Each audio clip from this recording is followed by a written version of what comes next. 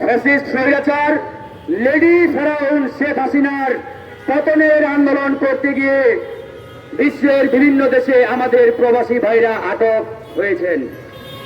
সেই প্রবাসীদের আটক থেকে মুক্তির জন্য আজকে আমরা এই প্রেস ক্লাবে দাঁড়িয়েছি, আমরা কথা বলা শুরু করেছি।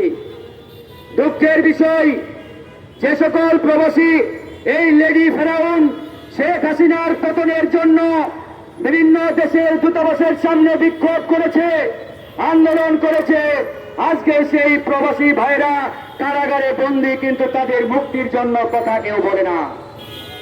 আমাদের কথা বলতে হবে। এদেশ শুধু আমাদের নয়, এদেশ ছাত্র জনতা কৃষক শ্রমিক একই সাথে এদেশ আমাদের প্রবাসী ভাইদের। চলমান এই ফ্যাসিবাদী আন্দোলনে আমরা ছাত্র জনতা যেভাবে অবদান রেখেছি, ঠিক একইভাবে আমাদের 2 কোটি প্রবাসী তারাও কিন্তু অবদান রেখেছেন। আমাদের প্রবাসী ভাইরা রেমিটেন্স শাটডাউন দিয়ে এই ফ্যাসিবাদী লেডি ফেরাউন শেখ হাসিনাকে লাল কার্ড দেখিয়েছিলেন।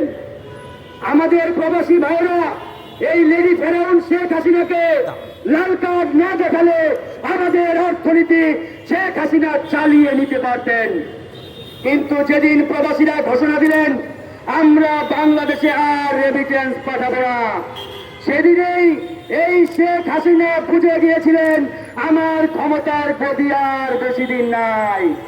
কারণ অর্থনীতি ঠিক না থাকলে কোন দেশ সরকার চালাতে পারে না, কোন সরকার দেশ চালাতে পারে না, সেটা হাসিনা ভালো করেই সেদিন বুঝে গিয়েছিলেন।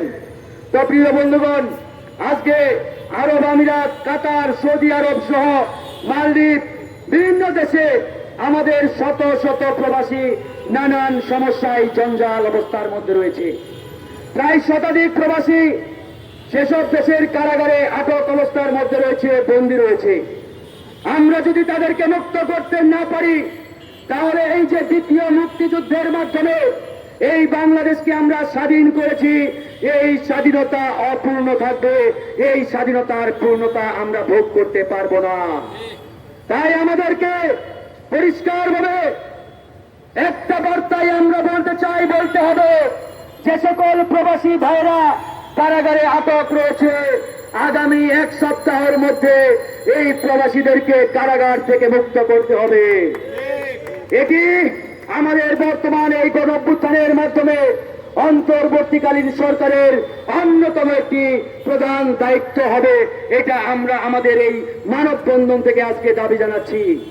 আমাদের এই প্রবাসী ভাইরা কারাগার থেকে মুক্ত না হওয়া পর্যন্ত আমরা কেউ চুপ থাকবো না, আমরা কেউ চুপ থাকবো না, আমরা আমাদের কথা বলে যাব। বন্ধুগণ, প্রিয় বন্ধুগণ, অনেকেই ভেবেছেন দেশ স্বাধীন করে ফেলেছি, এখন ঘুমিয়ে পড়বো, ঘুমাতে যাব। আমরা এখনো বিপদমুক্ত নই, আমরা এখনো ঝুঁকির মধ্যে রয়েছি। ভুলে যাবেন না, দেশ স্বাধীন হলেও স্বৈরাচার শেখ হাসিনা এবং ভারতের মোদী সরকারের দালালেরা এদেশের পরতে পরতে এখনো লুকিয়ে রয়েছে। এই ভারতীয় এজেন্ট মোদীর দালালদের এই বাংলার মাটি থেকে উৎখাত না করা পর্যন্ত আমরা কেউ বিপদ মুক্ত নই। তাই আমরা স্পষ্ট করে ঘোষণা দিচ্ছি, এই বাংলাদেশের মাটি থেকে ভারতীয় রয়ের প্রত্যেকটি এজেন্টকে বিতাড়িত না করা পর্যন্ত আমরা আমাদের এই লড়াই চালিয়ে যাব।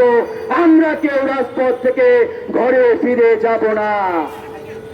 ষড়যন্ত্র অব্যাহত রয়েছে। গতকাল আপনারা সবাই দেখেছেন, একটি জুডিশিয়াল কু করার চেষ্টা করা হয়েছিল। বিচার বিভাগীয় কু করে এই অন্তর্বর্তী সরকারকে অবৈধ ঘোষণার চেষ্টা করেছিলেন ভারতীয় রয়ের এজেন্টরা। আমরা এই তথ্য পাওয়ার সাথে সাথে ছাত্র জনতাকে নিয়ে আমরা সুপ্রিম কোর্ট ঘেরাও করে গতকাল এই মোদী সরকারের দালাল হাসিনার নিয়োগকৃত প্রধান বিচারপতিকে পদত্যাগ করতে বাধ্য করেছি। শুধু প্রধান বিচারপতি নয় বন্ধুগণ, এই যে পাশে সচিবালয়, এই সচিবালয়ে এখনো মোদী এবং রয়ের এজেন্টরা রয়েছে। এই সচিবালয় থেকে প্রত্যেকটি ভারতীয় এজেন্ট মোদীর দালালকে আমরা ঘাড় ধাক্কা দিয়ে বের করব। এই সচিবালয়কে মুক্ত করতে হবে, আমাদের পুলিশ বাহিনীকে মুক্ত করতে হবে। এই পুলিশ বাহিনীর ভিতরে যত ভারতীয় রয়ের এজেন্ট রয়েছে তাদেরকে বের করে আমাদের দেশ থেকে উৎখাত করতে হবে। আমাদের সশস্ত্র বাহিনীর ভিতরে যারা ওই হাসিনার গোলামি করতে ব্যস্ত হয়ে পড়েছিলেন, ওই ভারতীয় দালালি করতে ব্যস্ত হয়ে পড়েছিলেন, তাদেরকে ছাঁটাই করে আমরা আমাদের সশস্ত্র বাহিনীকে শতভাগ খাঁটি দেশপ্রেমিক বাহিনী হিসাবে গড়ে তুলব। বন্ধুগণ, আজকে বাংলাদেশের টেকনাফ থেকে তেতুলিয়া, রূপসা থেকে পাতুরিয়া এই ষড়যন্ত্রকারী ভারতের প্রেসক্রিপশনে আওয়ামী সন্ত্রাসীরা আবার জেগে ওঠার চেষ্টা করছে। গতকাল দেখেছেন গোপালগঞ্জে আমার সেনাবাহিনীর বুকে তারা আঘাত করেছে, সেনাবাহিনীর গাড়িতে আগুন দিয়েছে। আমরা বলতে চাই, আমাদের সেনাবাহিনীর গাড়িতে যারা আগুন দিয়েছে এদের কলিজাতে আমরা আগুন জ্বালিয়ে দেব। এই সেনাবাহিনীর গাড়িতে আগুন দেওয়ার মতো হিম্মত, সাহস কিভাবে এই আওয়ামী সন্ত্রাসীদের হলো? গোপালগঞ্জের গোপালীরা সাবধান হয়ে যাও, সাবধান হয়ে যাও, আমরা ঘুমিয়ে পড়ি নাই।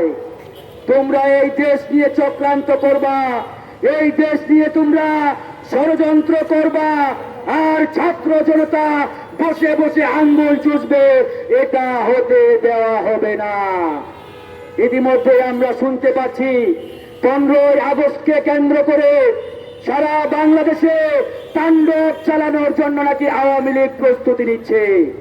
আমরা বলতে চাই, আওয়ামী লীগ যদি আর একবার গর্ত থেকে বের হওয়ার চেষ্টা করে তাদের বীজ দাঁত ভেঙে দেওয়া হবে। এই বাংলার মাটিতে আওয়ামী লীগের মতো অভিশপ্ত রাজনৈতিক দলকে কিয়ামত পর্যন্ত আমরা আর দেখতে চাই না। এদের নাম নিশানা মুছে ফেলতে হবে। সারা বাংলাদেশে আওয়ামী লীগের নাম নিশানা কেউ যাতে না নিতে পারে সেটা আমাদের নিশ্চিত করতে হবে। বন্ধুগণ, প্রিয় ভাইরা, আমি আবারও বলছি, আমরা কেউ ঘুমিয়ে যাই নাই, আমরা ঘুমাতে পারি না। আমাদের রাজপথে থাকতে হবে, সজাগ থাকতে হবে। ষড়যন্ত্রকারীরা, ভারতের রয়ের এজেন্টরা এখনো আমাদের নিয়ে ষড়যন্ত্র অব্যাহত রেখেছে। তাই আমরা কেউ ঘুমিয়ে পড়বো না। রাজপথে আমাদের প্রত্যেক দিন সমাবেশ হবে, কর্মসূচি দিতে হবে। অনেকেই বলেন বিএনপি সমাবেশ কেন করলো, এটা নাকি ভুল হয়েছে। আমি বলতে চাই, বিএনপি ভুল করে নাই, জামাত ভুল করে নাই, কারণ আমাদেরকে রাজপথে থাকতে হবে। রাজপথ থেকে আমরা ঘরে ফিরে গেলেই এই ভারতীয় দালাল এজেন্টরা আবার এই দেশ নিয়ে ষড়যন্ত্র করবে। বন্ধুগণ, তাই আমরা স্পষ্ট করে বলি, বিএনপি, জামাত ইসলাম, হেফাজত ইসলাম, চরমোনাই, যাই বলেন না কেন, প্রত্যেকটা রাজনৈতিক দল প্রতিদিন কর্মসূচি দিয়ে সারা বাংলাদেশ, সারা বাংলাদেশের মাঠ ঘাট আপনারা প্রতিদিন আমাদের দখলে রাখবেন, যাতে কোনো ভারতীয় এজেন্ট, কোনো মোদির এজেন্ট, কোনো শেখ হাসিনার গোলাম রাস্তায় নেবে এই দেশ নিয়ে কোনো ষড়যন্ত্র করতে না পারে। তাই আমাদের রাজপথে সতর্ক এবং সজাগ দৃষ্টি রাখতে হবে। কোন ভারতীয় এজেন্টকে আমরা বিন্দু পরিমাণ ছাড় দেব না। কোন মোদী সরকারের গোলামকে এদেশে আমরা সহ্য করব না, বরদাস্ত করব না। পরিশেষে যাদের অনতিবিলম্বে মুক্তির দাবি জানাই, তাদের মুক্তি দিতে হবে, তাদের মুক্তির দাবি জানিয়ে